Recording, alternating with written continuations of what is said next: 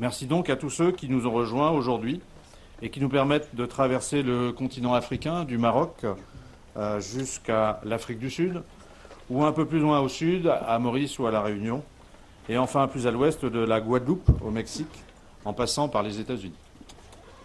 Merci enfin à Michel Portier, notre invité d'honneur, qui, j'en suis persuadé, nous captivera tout autant que l'avait fait précédemment Marcel Mazoyer ou Michel Griffon.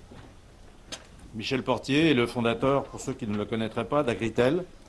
Il possède cette particularité d'être à la fois agriculteur, ingénieur en agriculture de l'ISA Beauvais et titulaire d'un 3e cycle en économie et gestion agroalimentaire de l'ESSEC. Fort d'une double compétence agronomique et financière, il a exercé pendant plus de 15 ans dans les domaines financiers, dans la gestion des risques de devises et de taux d'intérêt. C'est en 2000 qu'il décide de mettre au service de la filière agricole et agroalimentaire ses compétences acquises dans la finance. Il crée ainsi la société Agritel, spécialisée dans la gestion des risques de prix à travers 3 domaines d'activité, la formation, l'information et le conseil. Il se trouve que Michel Portier a croisé la route de certains d'entre nous, ou en tout cas de la mienne, puisqu'il fut en charge jusqu'en 1979 à l'Orstom d'Abidjan de la lutte contre les nématodes auprès de Sodexsucre et de la SOS-UHV à Banfora. Avant d'arriver à ce temps fort, nous commencerons notre journée par une présentation des marchés que Olivier Crassard nous dressera. Comme d'habitude, nous essayerons d'abord de comprendre ce qui peut expliquer que les cours du sucre soient aussi hauts.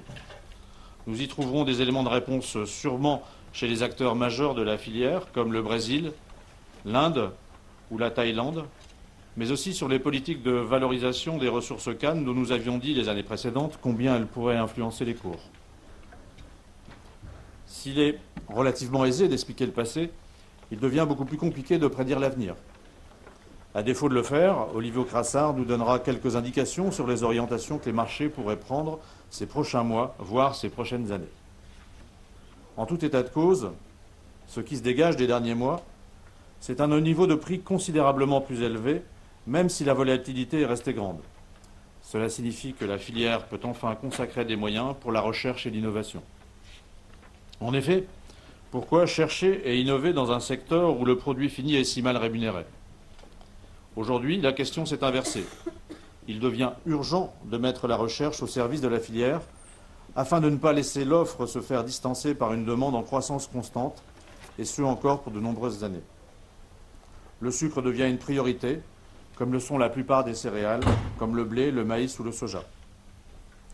Nous avons donc orienté cette journée vers les nouveaux défis technologiques de l'industrie sucrière.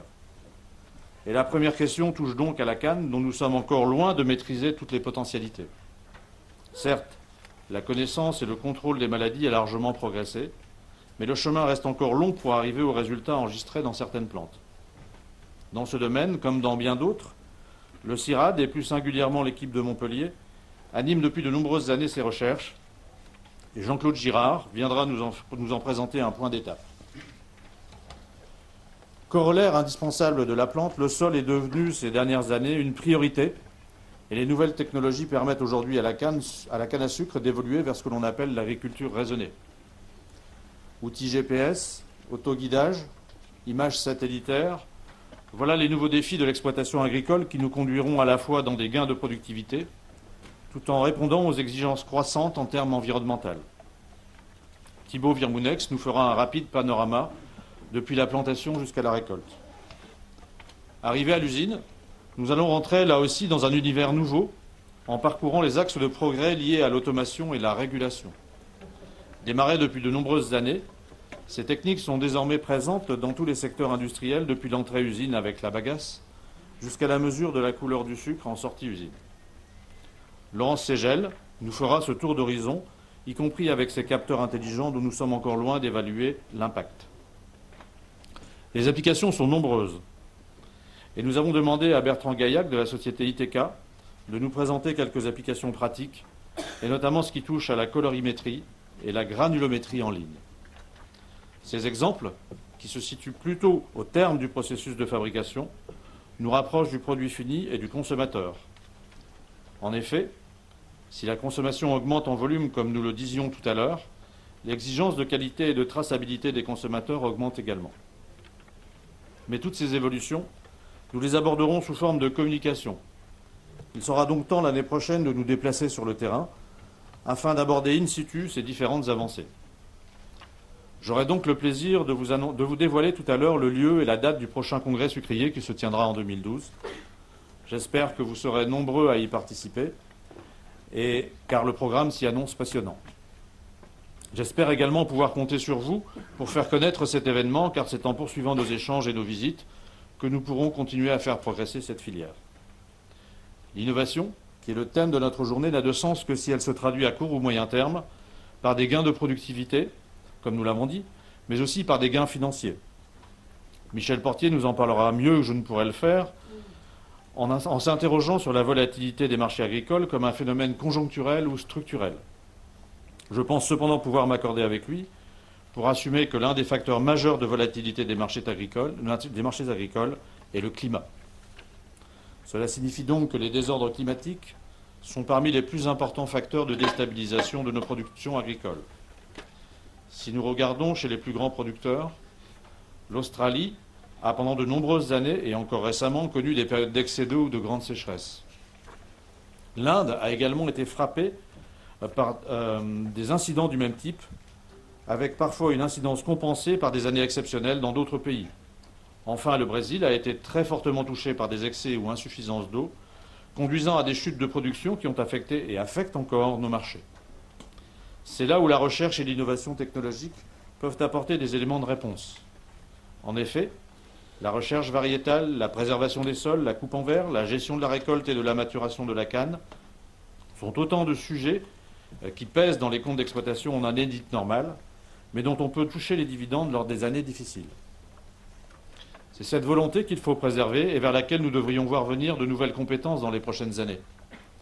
En effet, gagner 10% de rendement sucre avec un cours du sucre à 600 $, cela représente aujourd'hui 60 $. Il y a quelques années, le gain n'était que de 25 $.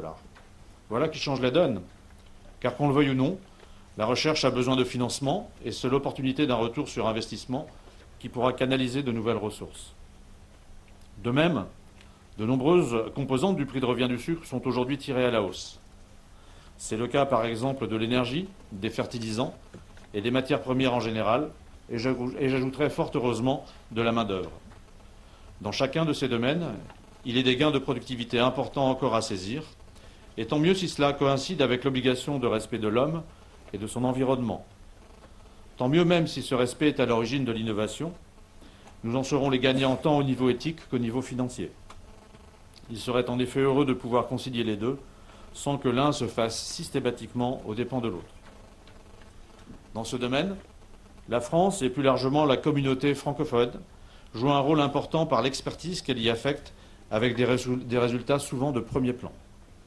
Bien entendu, le CIRAD en est l'expression première, de même que Ercan à La Réunion, qui continue par son dynamisme à rayonner au-delà même de l'océan Indien.